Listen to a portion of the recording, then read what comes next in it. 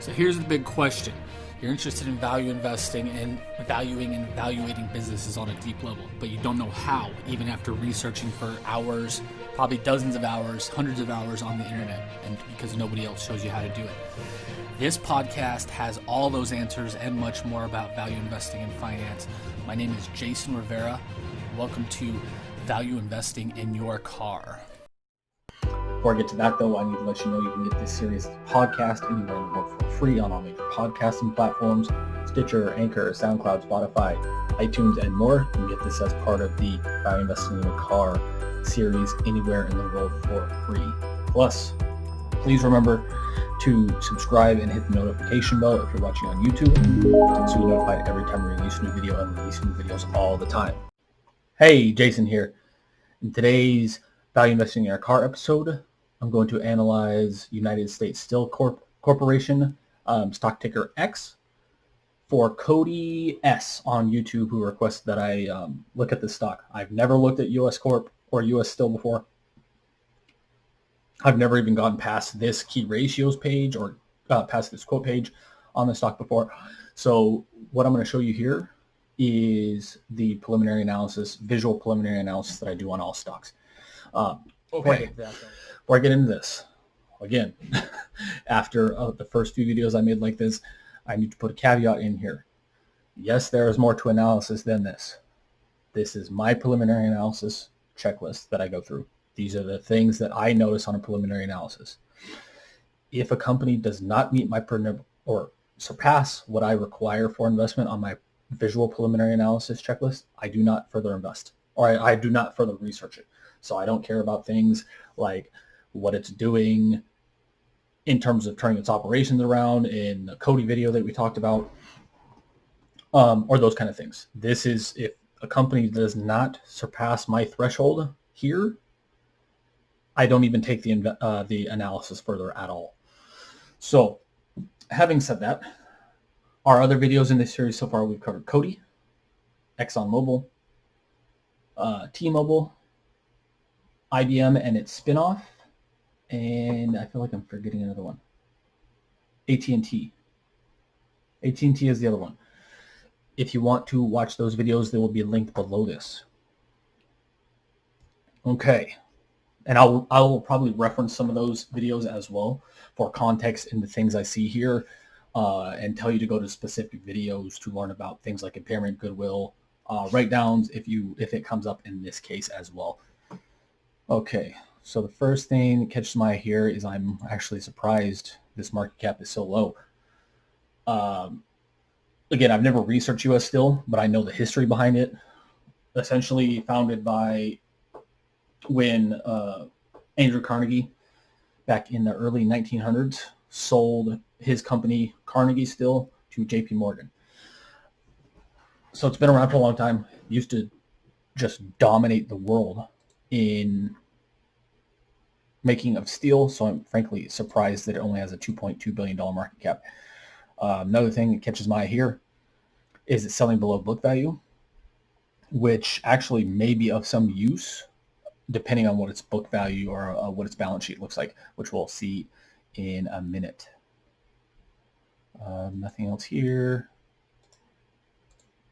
Okay, bring up the key ratios tab. Revenues severely declined over the last decade. Not a good thing. Gross margins were pretty stable until this year with the coronavirus. Again, not surprising here. The margins falling, not a huge surprise, because as revenue declines, specifically related to this year in the coronavirus stuff, as revenue declines, costs typically don't decline as much unless you can cut a huge amount of costs, which most companies cannot, to keep current operations going without harming the business. So as revenues decline, costs essentially as a percentage of revenue go up, so margins and profitability falls, which leads to this. Negative $726 million in operating profit in the last 12 months. Most of this, of course, related to the coronavirus, the slowdown of the coronavirus. The reason that's important It's because people are building less stuff and frankly buying less stuff, which requires steel in this case. So that's why that's fallen. Operating profit margin has been consistently negative over most of the last decade. About half of the time, a little bit over half the time, about half and half looks like. Profitable, unprofitable. I look for anything about 10% on a consistent basis here. So this isn't even close to my threshold and what I look for here. Net profits, typically I don't care about this. I'm just using this to illustrate a point here. So it's negative $1.7 billion in net profit in the last year. And it's been consistently unprofitable on a net income basis. Earnings per share been consistently negative over the last decade while it's continued to pay a dividend. Not good. I talk about that in I think the Exxon video and the AT&T video, where I talk about the dividend or the earnings per share are supposed to be coming out of the or the dividends, sorry, are supposed to be coming out of the earnings per share from a healthy company. From this, I would guess that it's been issuing shares or more debt to sustain this dividend. And right here, it's been issuing more shares over the last decade, in part to sustain this dividend. Again, not healthy. Book value per share, even though it's selling below book value per share, as we saw on the first screen. Book value per share has fallen by about $10.40, $10.39 over the last decade. Usually not a good sign, again, for reasons I talk about in the ExxonMobil video and the Cody video. Free cash flow. Negative most of the decade and negative $1.1 billion in the last 12 months. Again, not good on essentially any account here on really anything.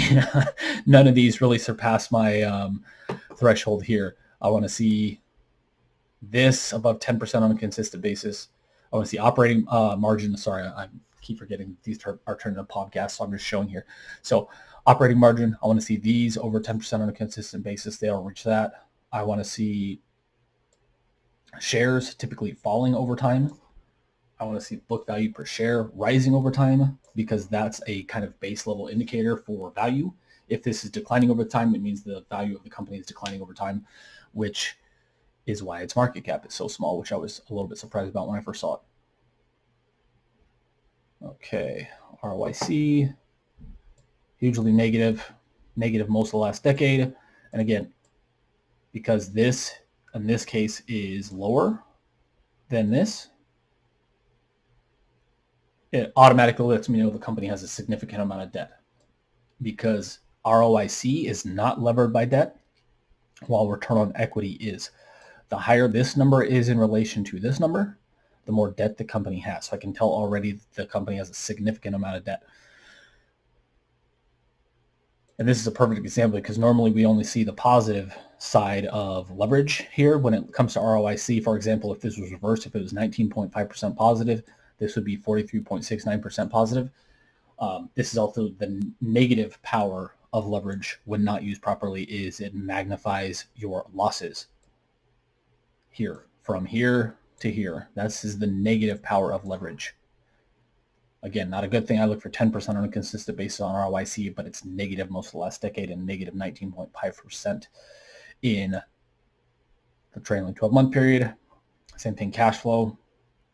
I look for 5% on a consistent basis, positive. This is negative 10.5% in the trailing 12-month period, and it's been negative most of the last decade. Does have a decent amount of cash compared to the balance sheet, but because of the huge spike here, I would guess that most of this is related to debt, which is, yes, long-term debt has seen a huge spike in the last 12 months and so that's how it's been raising cash to keep operations open, to continue its dividend that we already talked about. And it's doing that. It's continuing its dividend and continuing its operations through issuing more debt and issuing more shares. Again, not a healthy way to operate your business. This is in large part why its book value has declined over time, because it looks like it's likely either sold off assets or had to write down assets. Again, I reference those in the AT&T, the Cody In the ExxonMobil video, I explain more fully what those mean. And then cash conversion cycle is important here, but not super important. So I'm going to get in that in another video when it's more important. It's a good thing that's fallen, but it's essentially about the same as the last decade. It's fallen significantly since 2015 due to lower levels of inventory combined with a longer payables period. And again, I'll explain this more fully because that's not a good thing either in another video, though, when it's more important. Okay, go back here. Bring up the financials and the valuation tabs. And while these are loading, I can already tell that it's most likely to not be able to read the valuation because of the unprofitability, and I'll tell you how I kind of evaluate a stock when that happens. Okay, major red flag here. Negative 7.3 interest coverage ratio. This interest coverage ratio measures the ability of a company to pay the interest on its debts with current profits. What this means when it's negative is that essentially with current earnings, it can't cover its interest payments on its current debt with its net income. When this happens, either a company has to issue debt or issue shares, which we've already talked about and it's already doing to continue operating, or it goes bankrupt.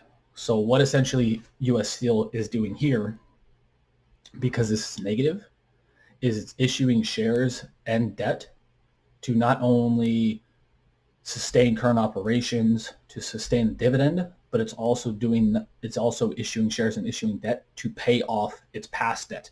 Again, not a good situation to be in. Not a healthy situation whatsoever for a company to be in. For example, any number above positive 1 here, this is negative 7.3, rounded up. Any number above positive 1 indicates that the company can pay off its current interest with its current earnings. And of course, being negative 7, that means it cannot do that. Okay.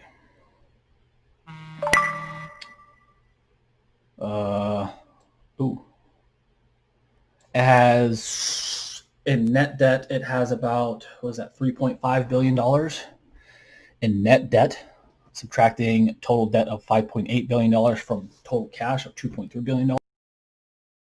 Net debt of about $3.5 billion, which is more than its entire market cap right now.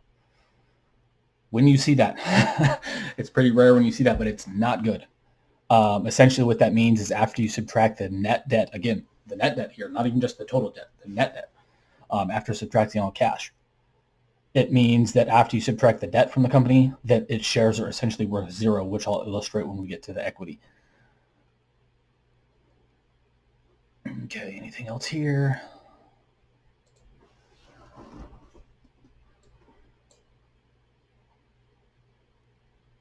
Huge spike in cash due to the debt, like we already talked about.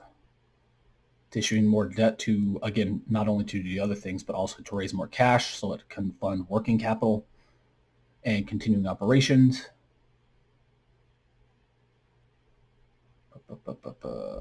I'll have to go back and look at the annual part for the goodwill and intangible assets to see the fall there that I talked about earlier.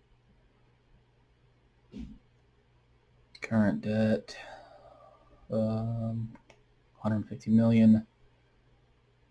Long-term debt, so that's about, was it 5.8, I think, rounded up in debt. So it's showing $3.7 billion in total equity. How is it doing that? That high of a number is a little bit of a surprise, considering how much debt the company has. So,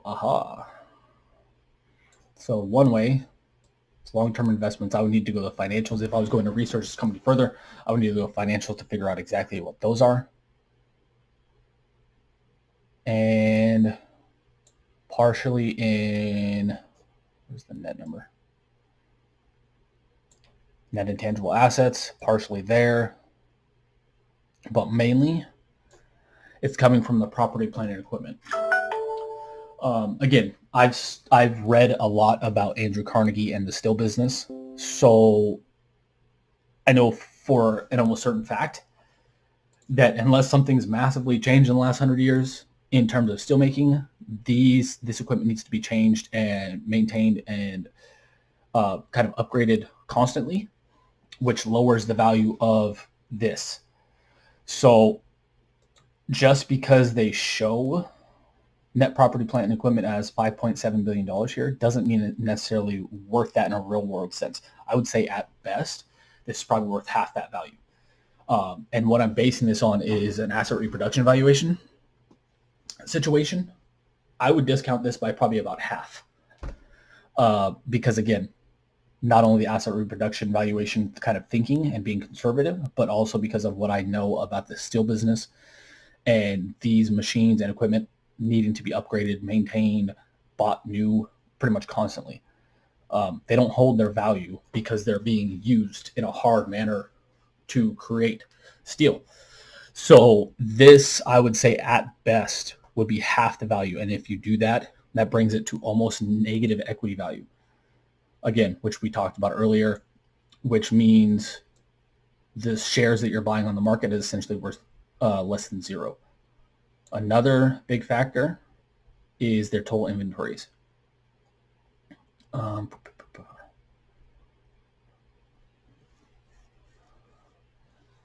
And also their receivables. Receivables, pretty much, those should be counted on because even in a dire situation, you could typically sell these at about 85% of their value. Inventories is a different story. Inventories, these would probably be half their value in my estimation as well. So that actually, subtracting about half the value from here in the inventories and half the value from here in the net property, plant, equipment, takes us to a negative equity value when considering the other debt. But still, seeing that was a little bit surprising. And I hope that makes sense. Again, I referenced this kind of thinking in some of the past videos. I think specifically the AT&T and ExxonMobil videos, maybe also the Cody one. I referenced my thinking a lot more of that in there. So if you want more detail on my thinking and why logically that makes sense to me, go and reference those videos. Because as I say in almost all these videos, the way I think about investments is far different from most other investors. Non-current liabilities. That's a big number. Oh, that's the debt. Okay. So I don't see much else here. We could keep going on. Oh, the valuation here. So its valuation is super low, 2.65, 2.22, and unreadable. I frankly don't know why, unless they've not given their guidance for the rest of the year, which they may have. I don't know why that's not showing up. Massively undervalued here on these two metrics, 2.65 on P/E, 2.2 on price to cash flow. Again, as I talked about in the last video, I think on IBM, I don't really care about these too much because PE and price to cash flow, they do not include debt or cash. That's why I rely on this number a lot, EV to EBIT, enterprise value to EBIT. And that shows that it's slightly overvalued, or it's probably about fairly valued when considering the cash and the debt. I look for anything under the number 8 here, so this puts it slightly above that, which means it's about fairly valued when considering its debt and cash. And thinking as a total business owner, you want to know what those numbers are. Okay, so I don't see much else. We could go over the cash flow statement, but we already showed you that it's issuing debt and shares to sustain the business, so we don't really need to go there. So my final opinion on United States Steel is I wouldn't invest in this company in any fashion. Frankly, even if I could buy the whole company, not that I have $2 billion kind of sitting around, but that's the way I think as a total business owner is if I could own this whole stock, would I want to? That's the mindset I put myself in when I evaluate any stock. And frankly, even if I could own this whole stock, I don't think I would because of what I know, again, about the steel business and it's not as profitable as it was 100 years ago because of the increased competition, because of the antitrust stuff that went on after Carnegie sold it to JP Morgan. It's just not as profitable. There's more competition, not only in the US, but worldwide. So it's not nearly as profitable even before this crisis as it was 100 years ago. And because it's unprofitable, has a lot of debt, has more net debt than the market cap, and is overvalued on an EV to EBIT basis, there's essentially zero margin of safety here. And that means you should expect to earn lower returns owning a stock. It makes a stock riskier, and all those things that we talked about in investing and value investing. So I hope this helped. Cody, yes, thanks for the great recommendation here. This was interesting to go through. I hope everybody else learned a lot. If I missed something, if you think I should have done something better, if I should explain something better, let me know in the comments below. If you're watching on YouTube, make sure to like, love, share, subscribe, and comment, and hit the notification bell so you're notified every time we release a new video, and we're releasing new videos all the time. If you're listening on the podcast, like, love, share, subscribe, all that good stuff. Really appreciate a review as well, because the more reviews, views, and listens we get, the more people we can help with this kind of content. And if you're looking for ways to become a better value investor or to get better at evaluating and valuing stocks, I have some free resources below, 5 free gifts, including my valuation templates that I developed over the last 14 years. You can also get access to my 7 tips guide to picking great stocks and 3 times you must sell. And also you can get a free copy of my book, a PDF copy of my book, How to Value Invest, for free at the links below. And also if you're looking if you want to kind of a mentor and you want to learn how to evaluate stocks better, faster, with some help from me, we also have access or information for our masterclass at the link below this as well. But until next time, have a great day. Talk soon. Bye.